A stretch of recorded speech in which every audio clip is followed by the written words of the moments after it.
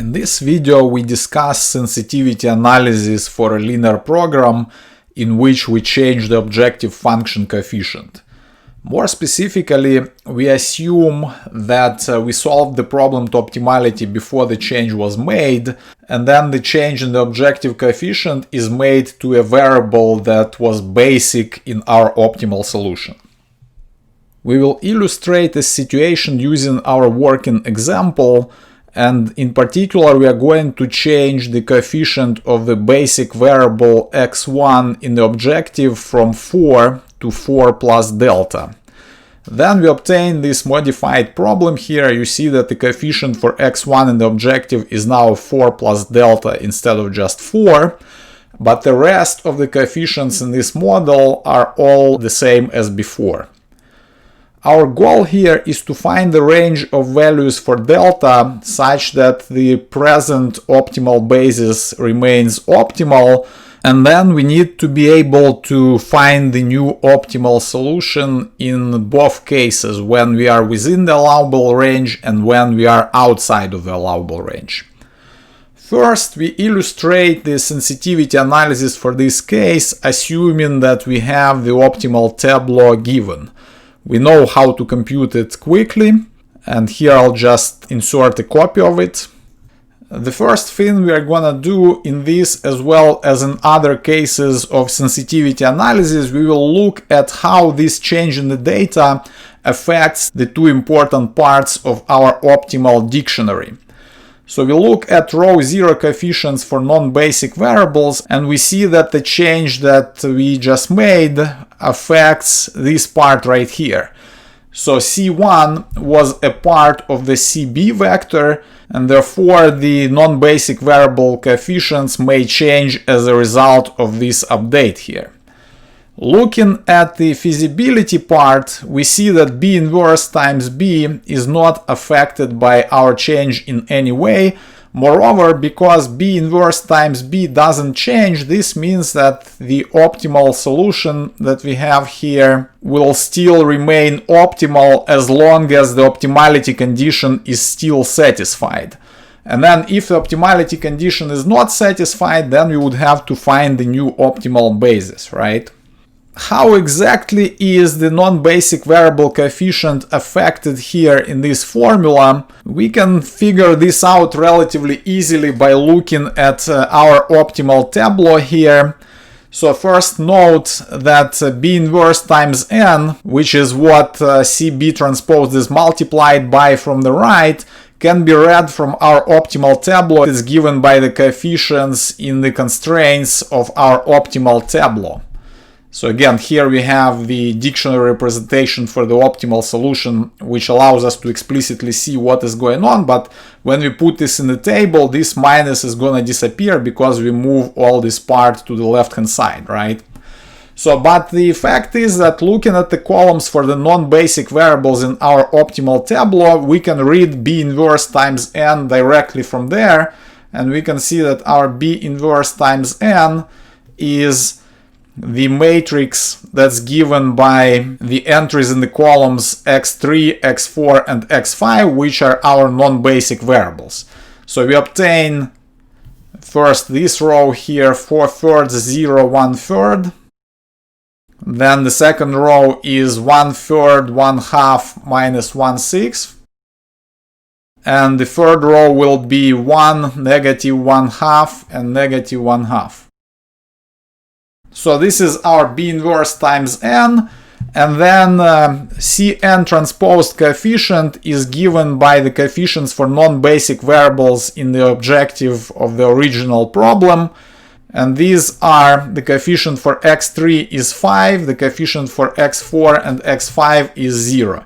So our Cn transposed is given by 5, 0, 0. And our CB transposed is given by 4 plus delta, then 3, and 0, which is the coefficient for x6 in the objective. So as a result, our new row 0 coefficients for non-basic variables in this dictionary are going to be given by the difference between this vector and then this vector multiplied by this matrix right here. So we'll have 5, 0, 0 minus CB transposed, which is 4 plus delta 3, 0 multiplied by B inverse N. And this is equal to, let me write the 3 entries in the resulting vector in a column. For the first entry we have 5 minus 4 plus delta times 4/3,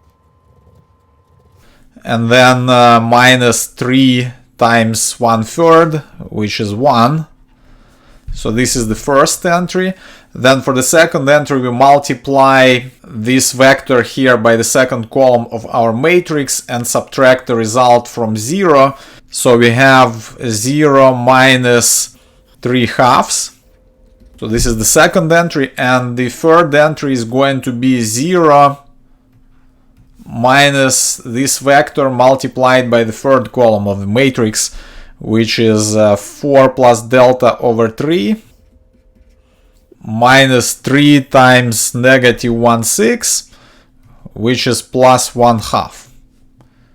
Alright, and all of these transposed, so because we are supposed to have a row here, but I wrote it as a column to save space. And this is equal to, let's compute each of the 3 entries in our vector. So we have, so if we compare what we got now to what we had before the change, and recall that these are for the optimal dictionary and the sign is opposite to what we have in the table. If we had this in the dictionary form, we would have negative 4/3, negative 3/2, and negative 5/6 here. And we see that now we have negative 4/3 minus 4/3 delta for the first non-basic variable coefficient. Then the second non-basic variable coefficient remains unchanged. And the third non-basic variable coefficient is given by this expression here, which is negative 5/6 and minus 2 delta over 6, which is 1/3 delta. And for the previously optimal solution that we have here, to remain optimal after the change, we need to make sure that all 3 entries that represent the non-basic variable coefficients in row 0 to be non-positive. Alright, as long as all 3 of these are less than or equal to 0, we still have optimality for this basic feasible solution here. So let's compute the values of delta for which all 3 entries here will be non-positive. We have negative 4/3 minus 4/3 delta is less than or equal to 0. Then negative 3/2 doesn't involve delta, so, and obviously it is less than 0. And for the third entry we have negative 2 delta plus 5 over 6 less than or equal to 0. So in solving this system, we obtain that from the first inequality delta is greater than or equal to negative 1. And from the second inequality we have 2 delta plus 5 is greater than or equal to 0. So delta is greater than or equal to negative 5/2. And both of these inequalities will be satisfied if and only if delta is greater than or equal to negative 1. So this is our answer. So as long as delta is greater than or equal to negative 1, the previously optimal solution will remain optimal. And if delta will be less than negative 1, then what will happen, the profit from this item here will be not high enough for us to produce this product, and this variable is gonna leave the basis. Alright, so recall that the coefficients in the objective here represent the profits that we obtain per unit of each of the 3 products that we are producing. And if we keep increasing delta to positive infinity, then obviously it will still make sense for us to produce product 1. So the variable x1 will still remain basic and the basis is not gonna change. But if delta is less than negative 1, meaning that if profit is less than $3 per unit, then we will not produce the product 1 anymore, and x1 is gonna leave the basis, and the first non-basic variable is going to enter the basis. And the first non-basic variable is x3. Remember, the non-basic variables are x3, x4, and x5. So if delta is less than -1, which is the same as saying that the coefficient for x1 in the objective is less than 3, then x3 will enter the basis and x1 is going to leave the basis. So let's say consider the case when delta is equal to -3. Then the coefficient for x3 in row 0 of the tableau corresponding to the previously optimal solution is gonna be, we have 8/3 here, meaning that we'll have -8/3 in this position, and then x3 is gonna be the entering variable, and we'll proceed with the iterations of the simplex method. So the fact that change in the objective coefficient doesn't influence the feasibility of the previously optimal solution implies that we can use the previously optimal basis to start the iterations of the simplex method and to find the new optimal solution. So to summarize, if delta is greater than or equal to -1, then the previously optimal solution remains optimal. The optimal objective, of course, is gonna change because now the coefficient for x1 is different, so we need to recompute the contribution of the variable x1 to the optimal objective, but other than that, the solution is the same and it doesn't require too much effort to compute the new optimal value of z. If we are outside of this range, meaning that delta is less than -1, then the coefficient for x3 in row 0 of the previously optimal tableau will become negative, and x3 can be used as the entering variable to continue with the iterations of the simplex method in order to find the new optimal solution. Okay, the way we performed the computations for the range of delta here, we took advantage of the optimal tableau that we specified here, and then the matrix of B inverse times n that we use in the computations was readily available from the optimal tableau. Now assume that we don't have the optimal tableau, and let's compute the range of delta now without using this table. So let's go the hard way now. What we need again is to compute the non-basic variable coefficients in row 0, and that is given by Cn transposed minus Cb transposed B inverse times n. And the only parameter that changed compared to the original problem data is this vector Cb transposed here. Alright, so of course, since we know what the basic, non-basic variables are, we can easily extract the matrix B, compute its inverse, then multiply this result by matrix n. But this is not an efficient way of doing things, because this requires computing a matrix inverse.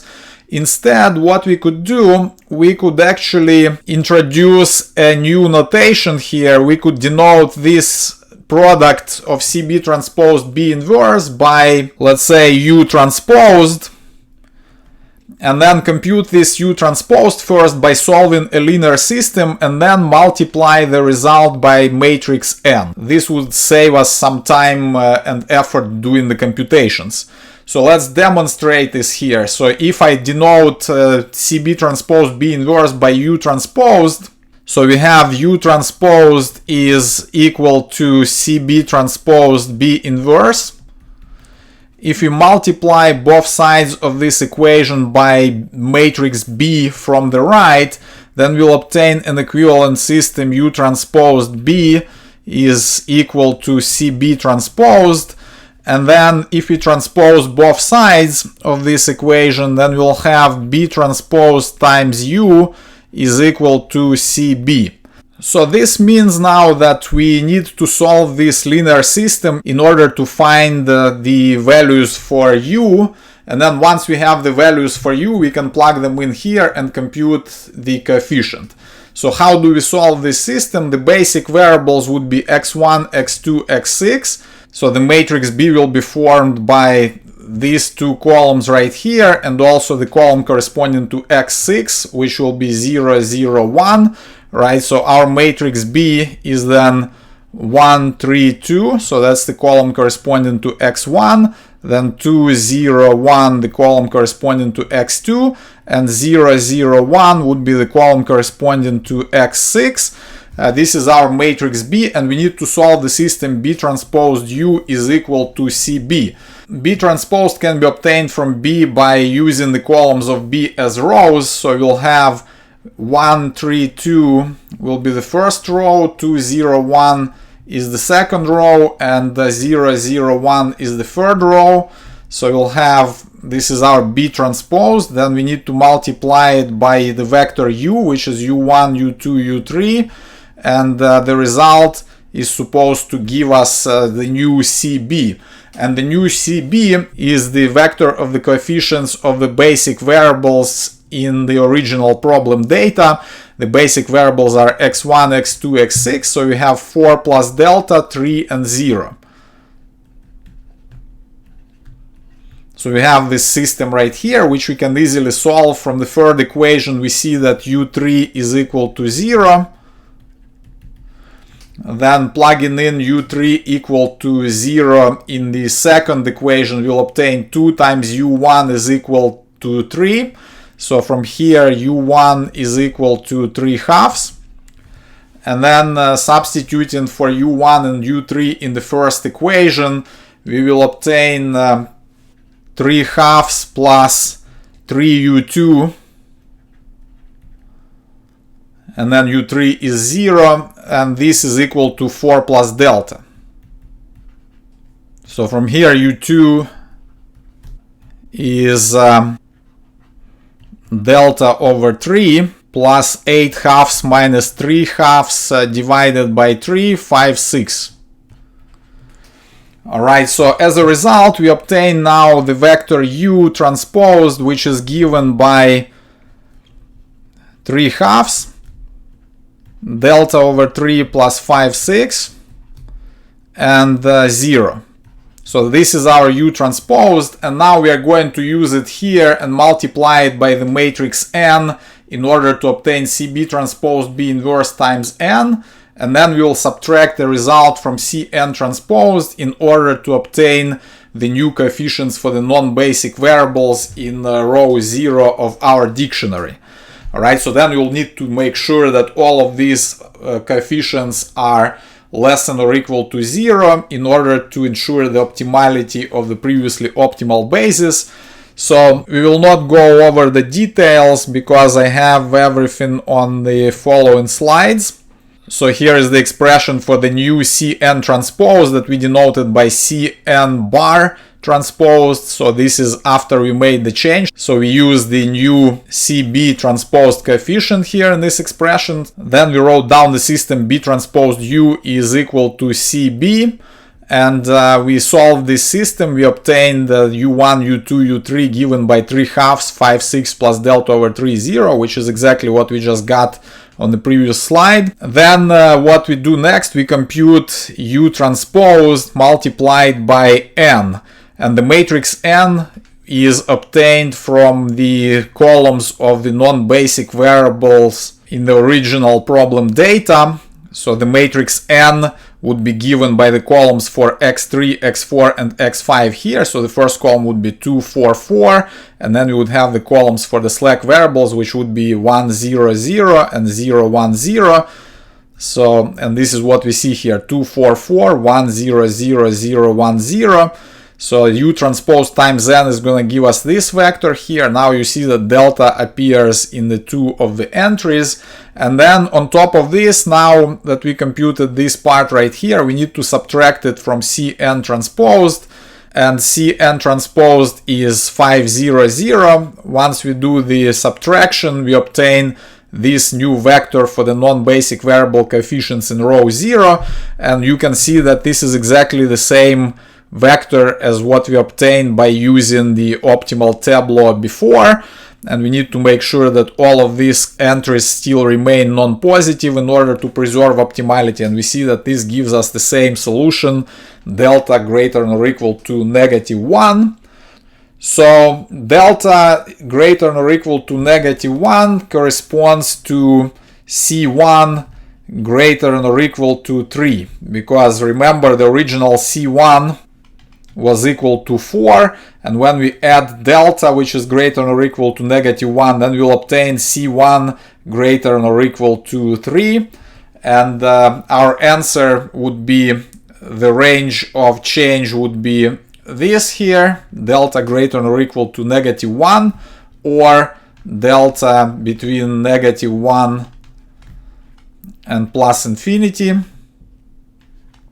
Equivalently, we could have written that C1 is between 3 and plus infinity. This completes the analysis of this case, and as an exercise, please try to see what happens if you go back to the original problem data and instead of changing the first coefficient, try changing the second coefficient. Try changing C2 from 3 to 3 plus delta, while keeping C1 equal to 4 here. Alright, so x2 is another basic variable here, so the analysis will be similar to this, so please practice. Train of thought, right on schedule.